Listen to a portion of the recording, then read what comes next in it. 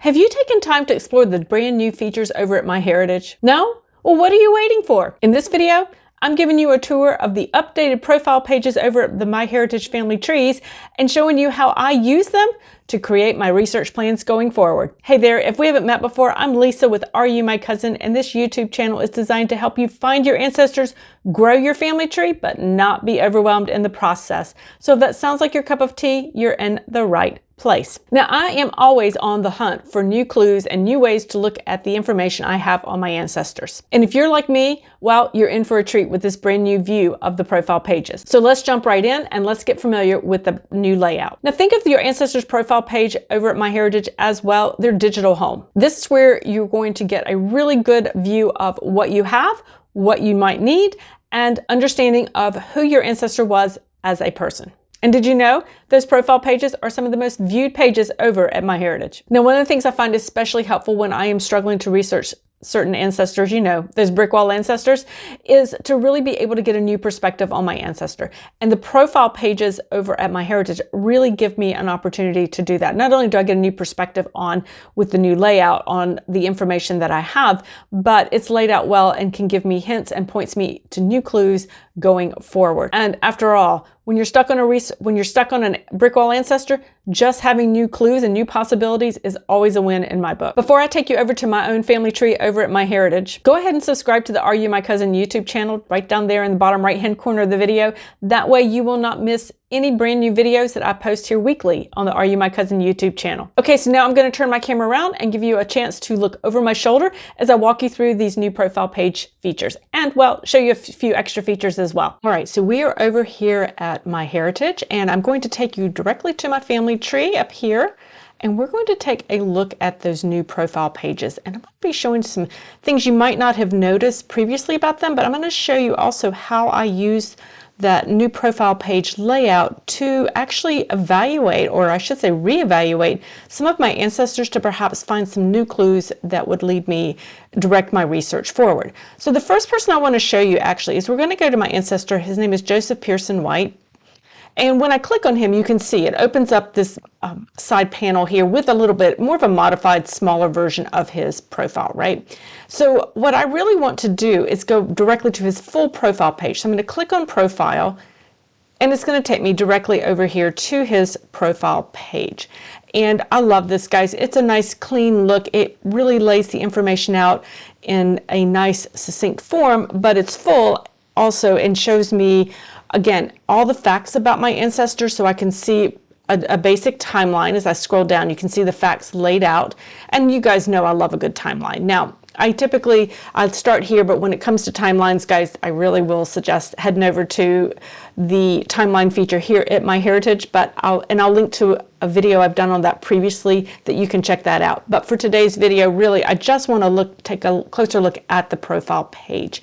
Now, what you're going to notice is that sometimes they're going to give you hints, and it's going to say, hey, we have a hint that's going to give you a more complete death date, and what it's telling me is giving me the source for that as well, which is another family tree here at MyHeritage that a researcher has worked on with some other sources, and I can click on that to then go through and evaluate that hint to see if it is correct. You do want to make sure though, guys, when you are accepting hints or looking at those hints, make sure you're evaluating them and that you don't accept them just because they're there. You want to make sure you do your due diligence and check out your research.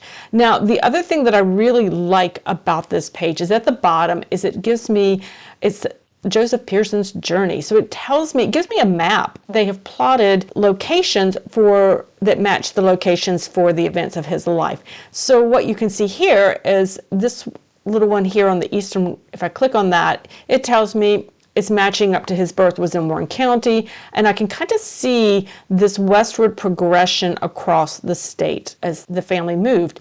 And so we see over here, the family ends up in Surrey County, and we see where his birth of some of his children, the death of his wife, his death. So we can see that and see that nice progression. Now, one thing to note here is I have this little dot right down here, and when I click on that little marker, it tells me his son was married in North Carolina. I didn't do a very good job in this case of stating that this couple got married in Surrey County, North Carolina. I just put the state, North Carolina, and what that did is it then, when the map was plotting this life event for Joseph's son, it defaulted to the capital of North Carolina, or the very center of North Carolina in this case, which is Raleigh, North Carolina. So it just kind of defaulted to that general area where the center of the state. So I just want you to, if you see something that's a little out of line, check on it. It could be something very simple that, hey, oh, I didn't do a very good job filling out the specific location within the state. Or it could be that it's an outlier, and you might need to look at that fact a little bit closer to see if it is truly correct. All right, so that was definitely something that can kind of give me an idea of, hey, are all my life events for this gentleman lining up, or do I need to take a closer look? Have I got some bad information that I have put into my tree? Over on the right hand side, certainly you see his immediate family with parents and children as well there. You can certainly add here anything you need to add. If you have new facts, new family you want to add manually, you can certainly do that. Next thing I'm going to do is actually come right across here, and I'm going to look at my matches, because I want to grow this family tree. That's what we're doing, right?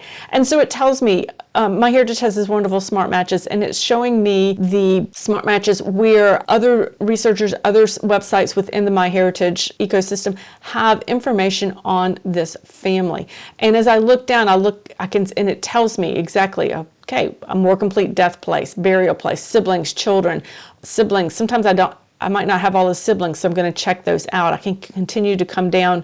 I can click on any of these to review them to see, are they correct? Does it look good? Does it something I have already and just haven't added to my tree? Is it something that I need to go back in and actually do a little more research on this kind of information? So for instance, it tells me Albert White is his brother, and so I would go and research to see, do I have information that would support that as well? So one of the things that's really nice when you have these smart matches is that you can reach out to these other researchers and start a collaborative research project so that you can share information back and forth. Another thing you can do, I do in these profile pages, is I create biographies for my ancestors. So this is one I did a little bit previous. I used the AI biographer here in the MyHeritage profile. This is brand new this year, and I can request that. So I did create a biography for him. I like to do this because it gives me, in a nutshell, it allows me to give information to family members who may not be quite as passionate about genealogy research as I am. Now, certainly, when it comes time to research, you can absolutely click that research this person button. It will take you over into the records section, and it has filled out everything, what you need up here as well to start searching. I want to take you back to the family tree. I've got another person I do want to show you about. Okay, so we are back in my family tree now, and I want to show you another ancestor and walk you through his profile page and show you a little bit of what I'm looking at for him.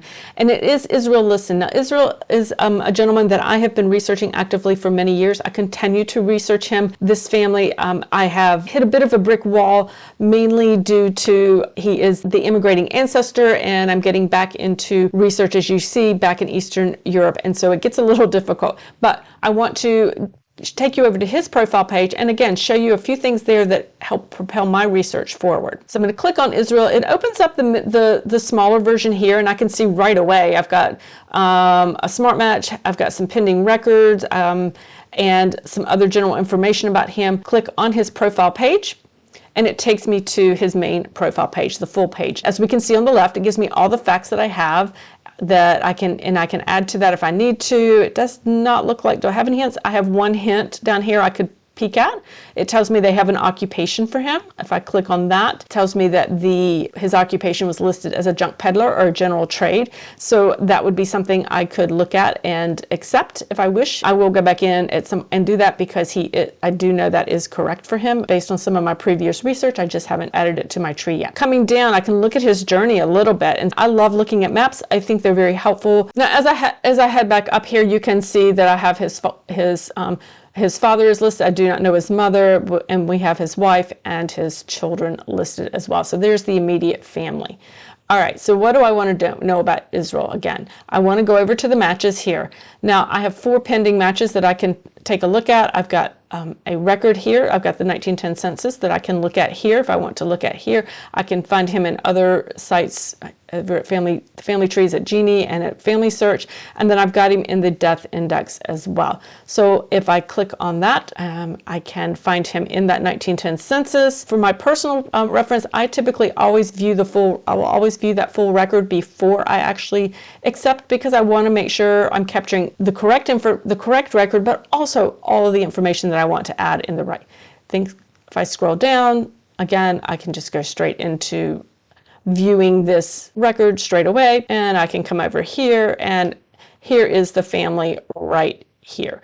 Now I'm also interested in creating a biography for him, and this is the AI biography that I mentioned earlier. And what I would want to do is simply I can hit create AI biography. I can just do a standard, which is pretty much just the information in my tree, but I like to add the enhanced version because it does add a little bit of extra social history and things that were happening within the world and the area. And so, as you know, I love social history, and so I'm going to do that. When I click that, it tells me it will be ready soon, and they will send me an email when it is ready. So it takes a little time to generate, and I just can head back into my research and not worry about that. It will come when it's ready. All right, now from this main profile page, I can absolutely go straight into researching Israel. And I do this frequently. I want to check him out. I want to see what's going on. And when I come over here, I'm really looking at some of these other trees and other sites here at MyHeritage that have Israel in him. This is actually one of the strengths that I absolutely love over here at MyHeritage, because I need help, guys. I need help on this particular family. I'm struggling to do the research. So I can find other people who are also researching them and who might have more information than I do, or different information than I do. So I can actually scroll through these and find other individuals, and then I can perhaps actually look and reach out to these researchers and say, hey, what can we do? Can we help to see if we can compare notes and how we might be able to help each other out. So back over here on Israel Listens profile page, let me just kind of give you, again, review what it is I actually would gain from him. I understand the facts. I've got a good sense of who he was and how he arrived here in the US, and about his life here in the US after he got here. I'm using that map telling me I need to perhaps tighten up some locations there, that I've got some general things that need some of the records and data I have for him. I need to get a little bit better location for him to understand that a little bit more. And then as I research him and go straight into researching him, I'm going to reach out to and find other researchers out there on MyHeritage who are doing similar research into this family. I hope you found that helpful as you start to explore MyHeritage on your own and grow your own family tree over there. Learn more about how to find your own ancestors and dive into your family history in the video on the screen now.